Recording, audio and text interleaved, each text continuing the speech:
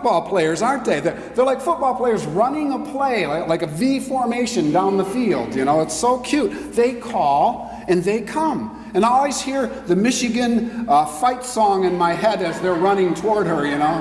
Da da da da da da. Christy has named them all her chickens. Violet, Rose, Daisy, Marigold. I think there's a theme in that, in there. And they'll look at her and they'll talk back to her in their little chicken voices, in their little chicken language. They know her voice, they know her, and it's amazing to watch. Of course, I have names for her chickens as well. Deep fried, sauteed, rotisserie, cacciatore. The shepherd David spent time outside, thinking about nature and God. David noticed the littlest bug crawling on the grass to the largest constellations up in the sky, in the night sky. Because as a shepherd, you have a lot of time on your hand to notice things like that. David noticed the movements of the wind and how they would sway the treetops. He noticed the beautiful sun sparkles blinking on the lake. And it probably dawned on him that he too was a special part of God's creation, and that God's movements and beauty were inside of him too. He was a nature boy, and he couldn't contain himself, so he would write songs. He wrote songs for his 10-string guitar, which they called a lyre, about a deer that pants after the water brook, like David's own heart panting after God. Or how the starry night declares the glory of a creator. And the earth shows this, God's artwork, day after day, speaking to us about the design and the arrangement of life. In Judaism, they sing the 23rd Psalm on the third Sabbath of the month. Many Orthodox churches recite the 23rd Psalm as part of their Eucharist during their Mass.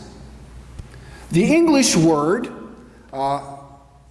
we get from the Latin word shepherd is pastor, a pastor. And when the bishop visits us, he will usually have this staff called a crozier, and it's taken after the shepherd's staff, and it's a symbol to use to guide sheep along or smack unruly priests. There is a Far Side cartoon, and it shows a couple of intellectual sheep, and they're leaning against this city lamppost, you know, and on a corner, and they're smoking cigarettes, and they're watching all the other sheep driving their cars through the heavy traffic in the streets. And the one sheep says to the other, "All we like people have gone astray." I guess it's all relative. When I was a kid, no pun intended, I saw all those pictures in Sunday school about Abraham and David, and especially Jesus with a sheep or a lamb on their shoulders, you know. And it's either there's symbolism here, or it's a fashion statement. Perhaps all the guys in the first century were wearing sheep on their shoulders. It must have been a style back then, but I think it's symbolism. As a kid, I thought I might want to be a shepherd when I grew up, but as I grew up, talking to my high school counselor, he said that as a career choice, there's not much demand for shepherding these days. But I confess, especially when life gets hectic or traffic gets heavy, I still think about being a field shepherd, because a part of me doesn't seem to belong in this fast-paced culture. Sometimes I need to get away and regain that sense of God above and below and within. Sometimes you have to be alone to find out you're not alone. But then I remembered I am a shepherd. I'm a pastor. And that I'm one of the great shepherd's shepherds. And, like some of you, I am a shadow walker, which takes us back to the 23rd Psalm. I have been in that deep valley. I have seen things in the darkness, and I have personally learned, thou art with me, as Jesus showed me the way through.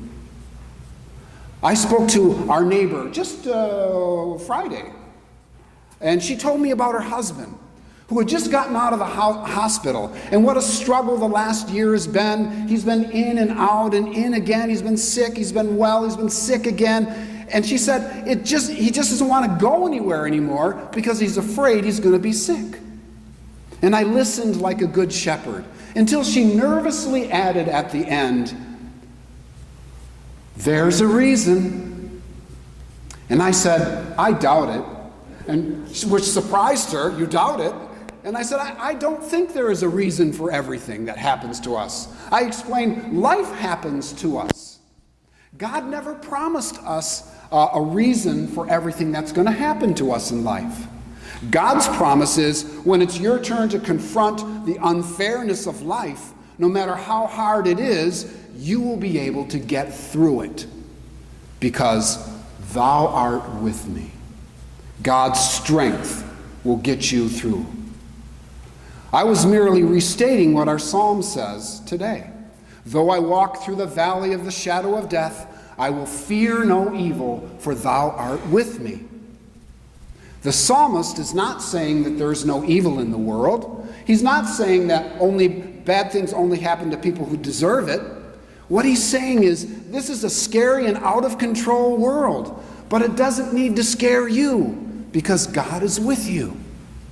God is not with the illness. God is not with the accident or the earthquake or the terrible thing that is happening or has happened to you.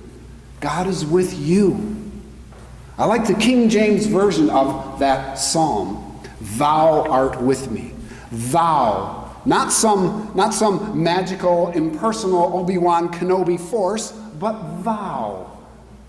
A person. One who sees and feels and loves. The 23rd Psalm is the answer to how do we live in a dangerous, unpredictable world.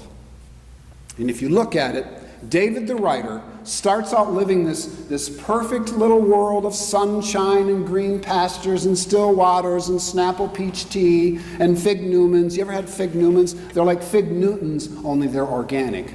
Fig Newmans. I love fig Newmans. But I digress. Then something happens to him. An illness, betrayal, a failure, whatever, and he and John Denver are cast out of the sunshine on my shoulder makes me happy world into the valley of the shadow of death. Did God abandon him? Has God forgotten him? Has Elvis left the building? No, the Lord is still his shepherd. And it is in the valley of the shadow that he learns what God is really about. Not a God who guarantees happy endings, but a God who says, whatever life throws your way, I will give you the capacity, the resilience, the courage, the strength, the faith to get through it. So don't run and hide. Don't spend your energies complaining about the unfairness and the dangers or the politics of this world, but confront them, stare them down, and don't let them scare you. Because thou art with me. There was a woman in pain who could no longer rise from her bed. Wanting to give everything away before she died, she asked for her jewelry box to be brought to her and set next to her. And if her visitors couldn't find anything in that jewelry box, she'd send them to the closet to choose a sweater. Well, one day, somebody gave her a gift. It was a beautiful polished stone with a little hole in the top for a chain or a leather string to go through so you could wear it around your neck. She didn't know what to make of it at first. What's this? She whispered as she rolled it and turned it in her fingers. She brought it closer to the eye and she looked straight through that hole in the stone and she said, oh, now I see. This is the way through. A symbol. If you have been hurt in a valley, don't get stuck there. Jesus, the Good Shepherd, knows the way through. You see, the key word in the entire 23rd Psalm is through. Through the valley. or through your own guilt, or through the pain, or the loss, or the uncertainty, or the fear, Jesus, the great shepherd, the way, the truth, and the life, will get you through. Now I want to end with one of my favorite stories about the 23rd Psalm. It takes place at a dinner party at the turn of the century. It doesn't matter what year. And it was a custom of this particular house to go around the table after the meal, and every guest would offer a recitation or a poem or just something they wanted to share. When they got to the famous actor, Sir Lawrence, he stood up, he rose, and with elocution and drama, all he could muster, he recited the 23rd Psalm in a booming actor's voice. And he sat down to tremendous applause from the table. After they continued to go around the table, they finally reached this one guy who was the grandfather of one of the guests, a last-minute replacement, a quiet man who stood up, and he also began to recite the 23rd Psalm. Well, it's the same psalm, some people whispered, a bit of murmuring over here. But as the man finished, after he spoke that last line, I shall dwell in the house of the Lord forever, there was this thick stillness in the room that was more eloquent than any applause. And the actor, Sir Lawrence, finally leaned across the table and said to the man, "Sir, I may know the psalm, but you know the shepherd." Amen.